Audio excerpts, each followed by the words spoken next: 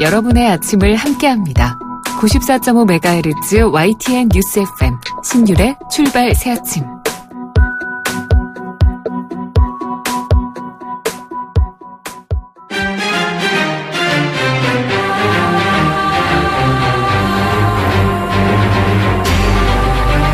매일 아침을 뉴스로 깨웁니다. 신율의 출발 새아침.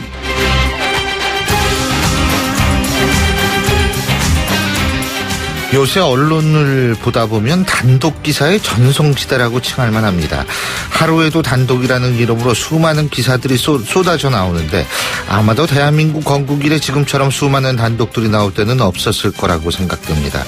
물론 언론의 입장에선 지금과 같은 상황에서 진실을 파헤치기 위해서 나름의 노력을 기울인다고 볼 수 있어서 부정적이지만은 않다고 생각합니다. 하지만 이런 단독 기사 경쟁은 보도의 정확성이 등한시될 수 있습니다. 정확히 검증되지 않은 기사들을 경쟁적으로 보도하는 경우도 있다는 얘기인데, 그래서 사실이 아닌 것을 사실로 둔갑시킬 위험도 있고요. 또 이 과정에서 무고한 피해자도 생길 수 있습니다. 그래서 최순실 게이트를 파헤쳐야 하는 것은 언론의 본연의 사명이지만 보도의 정확성에 입각한 접근도 필요하다고 생각합니다. 신율의 출발 새 아침, 오늘 순서 시작합니다.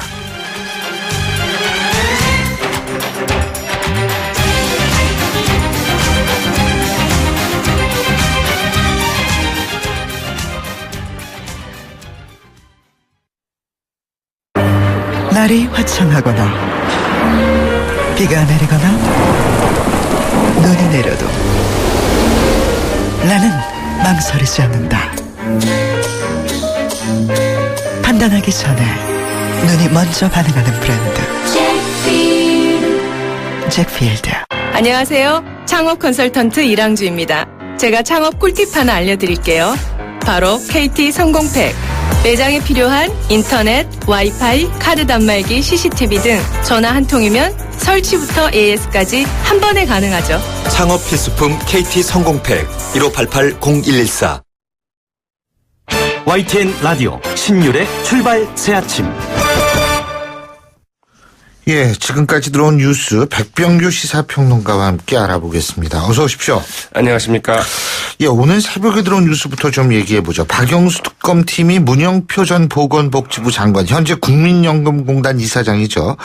오늘 새벽에 긴급 체포했다는 소식이 있네요. 네, 그렇습니다. 이 증거인멸 우려가 크다고 본 것인데요. 예. 오늘 새벽 1시 45분경에 이제 그 긴급 체포를 했습니다.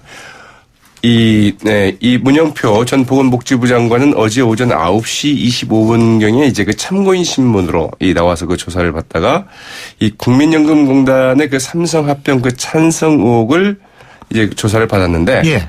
네, 이 문영표 전 장관이 그 관련 의혹을 전면 부인하고 이 다른 관계자들의 그 증언과 확보된 물증과 그 배치되는 진술을 계속하자 이 피의자로 전환을 해서 이제 긴급 체포를 했습니다. 특검팀이 그 핵심 피의자를 그 긴급 체포한 것은 문영표 전 장관이 이제 처음이죠. 네. 이 직권남용 및 그 권리행사 방해 혐의가 그 적용이 됐는데요.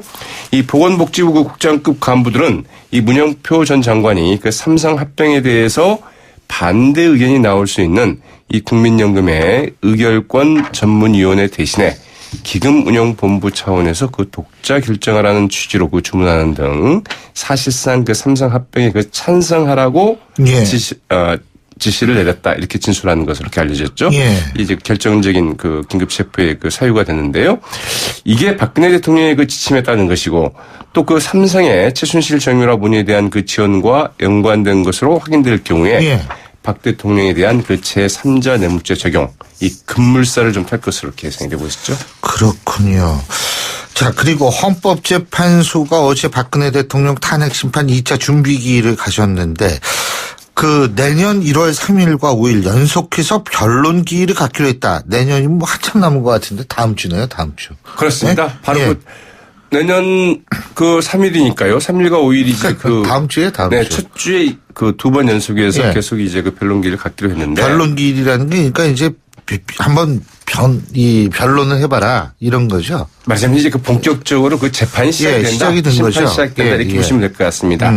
오는 30일 한 차례 더 준비 기일을 갖고 곧바로 이제 그 본 심판에 들어가겠다는 것인데요.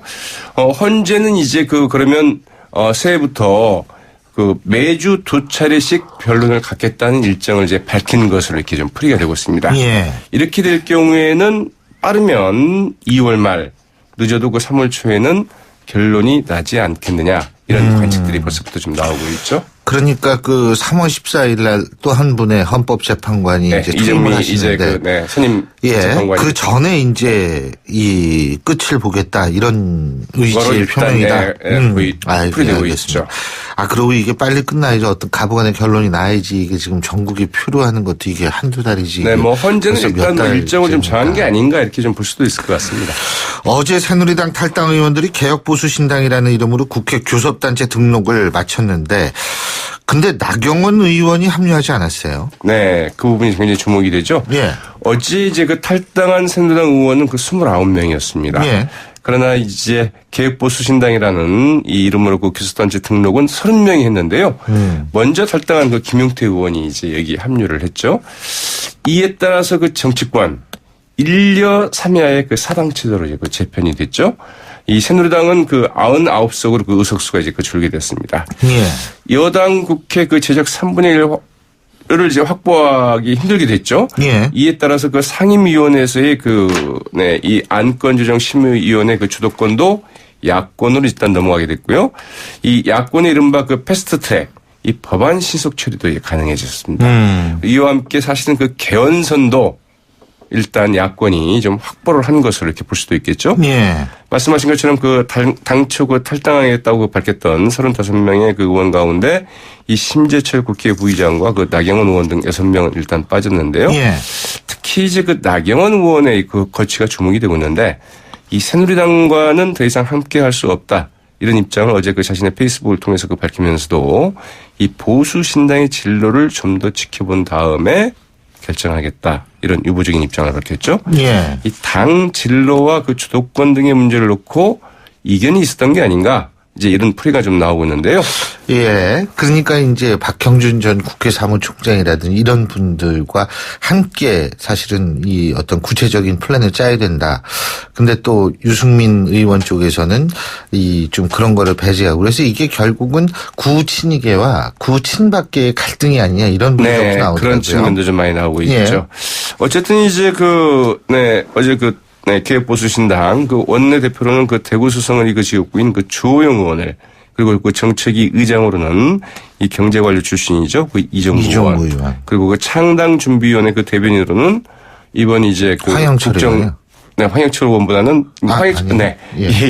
이번 국정감사 청문회에서 국정조사 청문회에서 국정조사 청문회에서 상당히 좀 두각을 드러냈던 이 장지원 의원, 장지원 의원 그리고 예. 오신환 의원이 각각 이제 선임이 됐습니다. 그렇군요.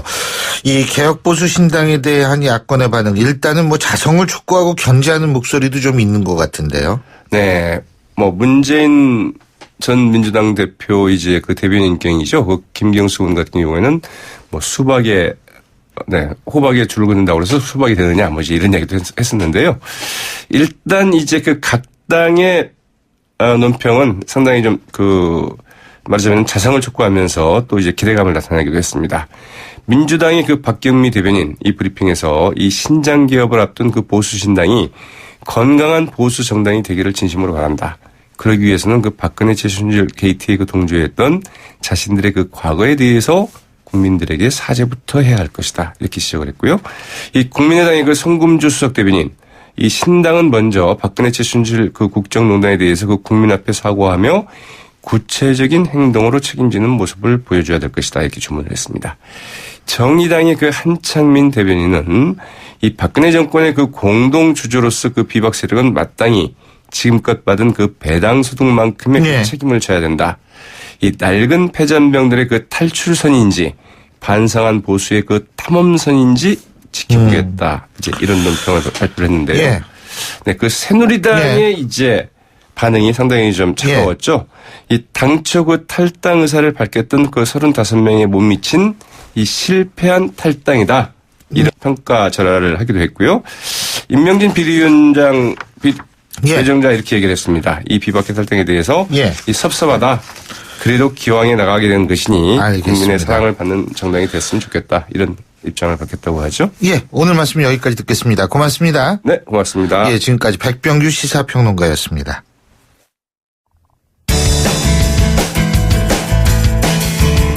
여러분은 지금 FM 94.5MHz로 방송되고 있는 신율의 출발 새 아침을 듣고 계십니다. 의견 주실 분은 짧은 문자 50원, 긴 문자 100원의 이용료가 드는 휴대전화 문자 메시지 우물정 0945번으로 의견 남기실 수 있습니다.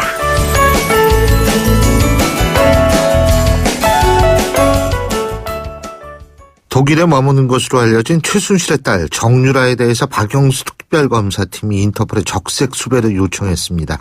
이에 따라서 해당 국가에서 정 씨가 체포되면 국내로 송환 작업이 이루어지게 되는 건데요. 문제는 정유라 측에서 이에 대비해서 독일 현지 변호인을 선임한 것으로 알려진 부분인데, 자, 검사 출신이시죠? 이번 청문회에서 스타로 떠오른 국민의당 김경진 의원 전화 연결해서 자세한 얘기 들어보겠습니다. 김 의원님 안녕하십니까? 네, 안녕하십니까? 지금 그 특검팀이 정유라에 대해서 인터폴에 적색 수배를 요청을 했다고 하는데, 네, 이게 적색 수배를 한다는 게 어떤 거예요? 그러니까 적색 수배를 하면 전 세계의 190개 사법당국, 특히 이제 경찰 당국에 이 사람이 수배된 사람이다라는 것이 지금 통보가 되고요. 예. 원래대로 한다면 지금 적색 수배 요청 기준은 이 살인, 강도, 강간과 같은 강력사범, 예, 그다음에 이제 조폭, 중간 보스 이상, 또 50억 이상의 주요 경제사범, 기타 해당 국가에서 굉장히 중요하다고 판단하는 사범에 대해서 수배를 요청하는 것이 지금 적색 사범인데요. 예. 이제 문제는 전 세계적으로 적색 수배가 내려진 피의자가 4만 6천 명에 달하고 있습니다. 어휴, 되게 많네요. 예. 그러다 보니까 실제로 우리나라 정부가 해당 정부 경찰에 대해서 얼마만큼 강력한 의지를 가지고 잡아달라고 요청을 하느냐에 따라서 예, 이 적색 수배를 내린다고 할지라도 실제적인 실효성이나 효용성이 많이 달라지게 됩니다. 여권 무효화 조치도 뭐 한다고 그러지 않았나요? 예, 여권 무효화 조치를 한다고 하더라도 해당 국가에서 비자, 그러니까 그 국가에 들어와 있을 수 있는 자격이 예, 곧바로 취소되는 것은 아니거든요. 그렇죠. 예, 그래서 일단 정유라 씨를 찾아서 여권 무효화 조치된 상태라면 이제 추방에 필요한 어떤 절차를 밟게 되는데 예, 그 경우에도 정유라 씨는 나는 정치범이다. 억울하게 한국 정부에 의해서 탄압을 받고 있다, 이런 주장을 하면서 현재 망명 신청이라든지 또는 못 나가겠다고 이렇게 주장을 하게 되면 결국은 똑같이 재판에 들어가게 됩니다. 근데요, 지금 그래서 아마 변호인을 선임한 모양이죠? 예, 그렇습니다. 그래서 이제 독일 경찰이나 또는 유럽 국가의 경찰에 의해서 이제 체포가 돼서 한국으로 추방될 상황에 대비해서 변호사를 지금 미리 선임을 하겠다는 거고요. 아시다시피 지금 특검이 최장 100일 아닙니까? 네. 그러면 현지에서 못 나가겠다, 한국으로 강제 송환 절차 받아들이지 못하겠다라고 버티면서 재판을 제기하는 순간 실질적으로 100일이 지나가 버릴 가능성이 굉장히 높습니다. 그래서 사실은 들어오는 시점 같은 것을 미리 예, 조정하기 위해서 이렇게 현지 변호사를 선임한 것으로 보여집니다. 근데 뭐 네, 유섬나인가요? 그저 유병헌이 예, 딸. 근데 네, 뭐 유섬나 얘기도 나오고 비교하는 모양인데, 이게 저는 개인적으로 좀 이게 다른 것 같은 게, 지금 정유라 같은 경우에는 겔트바시, 그러니까 돈 세탁으로 독일에서 이미 수사 대상에 올라 있는 거 아닌가요? 예, 맞습니다. 그렇다면 결국은 변호인을 선임한다 하더라도 예? 네. 독일 깜빵에 가느냐, 예? 네. 우리나라 들어와서 깜빵에 가느냐, 이 선택의 문제 아닌가, 이런 생각도 들거든요. 그러니까 정작 보면 오히려 한국에 들어오면 깜빵에 안 갈 가능성도 상당히 있습니다. 아, 오히려. 예. 예. 지금 한국의 특검이나 한국의 검찰에서 가지고 있는 것은 돈을 지금 독일로 빼돌려서 독일에서 돈 세탁을 했다. 이 점에 대해서는 아직 명확한 증거 자료를 한국의 특검이 가지고 있지는 않은 것으로 보이고요. 예. 반면에 독일의 검찰은 지금 돈 세탁에 대해서 상당 정도 수사가 진행 중인 상태인 것 같거든요. 예. 그래서 독일에서 만약에 체포돼서 독일 현지의 이 돈 세탁에 대한 사법 절차에 관한 형사처벌을 받게 되면 구속 가능성이 높은데 한국으로 들어오게 되면 이화여자대학교 입시에 관련된 지금 업무 방해 정도가 이 정유라 씨에게 적용될 수 있는 혐의거든요. 네. 그렇다면 지금 이대 관계자 중에 업무방해죄로 구속된 당사자는 아직까지는 없거든요. 없죠. 예. 예. 그래서 정유라 씨도 정작 한국에 들어오게 되면 본인이 아기 엄마고 또 본인의 모친인 최순실 씨가 구속돼 있는 점 등을 감안한다면 국민적인 공분은 굉장히 높겠지만 한국에 들어와서 조사만 받으면 불구속 상태에서 수사를 받게 될 가능성이 오히려 높아 보입니다. 근데 전 그래서 이 변호인 선임했다라는 것이 결국은 독일에서 체포돼서 예? 독일의 이 돈 세탁 혐의의 재판 과정을 대비하는 것이 아닌가 이렇게 볼 수도 있는 거 아니에요? 근데 독일에서 체포가 뭔가 구체적인 의미가 있을 것 같으면 예. 사실 독일은 지금 이 처벌 형량이 우리보다 훨씬 높거든요. 높죠. 전체적으로. 그렇죠. 예. 그래서 한국으로 빨리 들어오려고 해버릴 터인데 아직까지 그런 흔적이 안 보이는 것을 보면 판단이 안 서서 그런 거 아니에요? 전체적으로 보면 제가 볼 때는 오히려 한국으로 지금 추방되는 부분에 대해서 그 점과 관련해서 변호사를 선임하는 것이지 독일의 아마 자금 세탁도 역시 본인의 일이 아니고 본인의 모친인 최순실 씨의 어떤 일이다, 행위다. 이렇게 보는 것이 아닌가 싶습니다. 근데 독일 검찰이 그렇게 볼지 안 볼지는 모르는 거고 네, 제가 볼 일입니다. 때는 예. 그렇기 때문에 아마 본인은 그런 생각을 가지고서 지금 어떻게든 독일에 있으려고 그러는데 잘하면 독일에 오래 있을 수도 있을 것 같아요. 한 5년 정도 깜빵에서 한 5년에서 10년 정도. 예? 네, 네, 네. 근데 지금 어쨌든 정유라 같은 경우에 이제 가장 중요한 것, 최순실 정유라의 중요한 부분은 지난번에도 또 깜빵 얘기했으니까 오랜만에 또 그 검사 그만두시고 깜빵 오랜만에 가셨을 것 같은데 청문회 때요. 네, 네, 네. 근데 바로 정유라 최순실의 독일에 보유한 재산 부분 아니겠어요? 이 부분은 어떻게 보세요? 그러니까 이제 독일 현지 법규상 이 돈 세탁 혐의가 인정이 되고 예. 독일 현지법상 몰수 요건이 된다면 예. 독일 현지 법원과 검찰에서 재산 압류 및 몰수 절차를 진행할 거라고 보고요. 예. 만약에 그 독일 법의 법정에 의한 몰수 절차가 아니고 한국 법에 의한 몰수 절차가 진행이 되려면 한국의 검찰이 지금 현재 독일에 빠져나가 있는 재산이 예. 부정하게 불법적으로 취득했다는 점을 입증을 해야 되고요. 예. 그렇게 입증한 상태에서 독일 검찰에 요청을 해서 그 재산의 동결을 요청해야 됩니다. 예. 그리고 나서 몰수하는 절차를 밟아야 됩니다. 그렇군요. 자, 지금 이제 국정조사 특위 얘기 잠깐 해야 되는데 청문회는 이제 더 이상은 안 열리죠, 그죠? 아직은 확실하진 않습니다. 왜냐하면 예. 새누리당이 지금 그 개혁 보수 신당으로 지금 이렇게 양분이 됐지 않습니까? 예. 그러면 1차 지금 국정조사 시한이 1월 15일까지인데 예. 어쨌든 어제 탈당하신 29분이 지금 교섭단체 등록을 마쳤거든요. 예. 그러면 그중에 상당수가 지금 거기 탈당해서 지금 이 국조위원들이 들어가 있는데 국조위원들에 대해서 사보임 재조정 절차를 지금 밟아야 됩니다.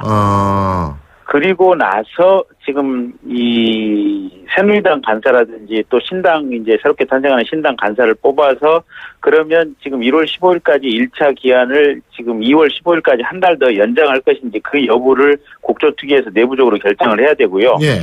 그러면서 동시에 지금까지 빠졌던 부분에 대해서 추가 청문회를 할 것인지 말 것인지도 같이 결정을 해야 됩니다. 그래서 이제 요 신당이 이렇게 조금 좀 안정화 시기를 거칠 수 있도록 이번 주하고 다음 주까지는 아마 실질적인 국정조사 활동은 없을 것으로 보여지고요. 예. 1월 첫 주 이후에 둘째 주 들어가면 어떻게 할 것인지 이제 가부간에 뭔가 이 윤곽이 잡힐 것 같습니다. 근데 지난번에 이 깜빵 청문회가 예상외로 전 소득이 있었다고 보는 게 정호성 전 비서관이나 안종범 전 수석 같은 경우에 그래도 나름대로 의미 있는 얘기를 하지 않았습니까? 그죠? 예, 그렇습니다. 직접 들어보셨는데 네. 그분들의 지금 심리 상태는 어떻다고 보세요?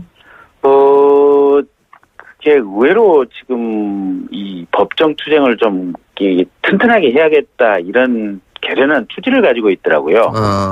그러니까 이제 정호성 씨 같은 경우에는 어떻게든지 대통령에게 불똥이 튀지 않게 자기 선에서 막아야겠다 이런 생각이 강했고요. 그래서 이제 그거를 보여주는 대표적인 단적인 예가 최순실 씨에게 여러 가지 문건을 건네준 것은 사실인데 대통령의 포괄적인 어떤 승낙이 있었을 것이라고 생각을 하고 개별적으로 문건을 건네주면서 대통령의 어떤 지시라든지 승인 없이 본인 판단하에 건네줬다. 이런 식으로 얘기를 하고 있거든요. 그래서 경우에 따라서는 대통령에 대한 꼬리 끊기를 시도할 어떤 복선을 깔아놓고 지금 어제 얘기를 하고 있었고요.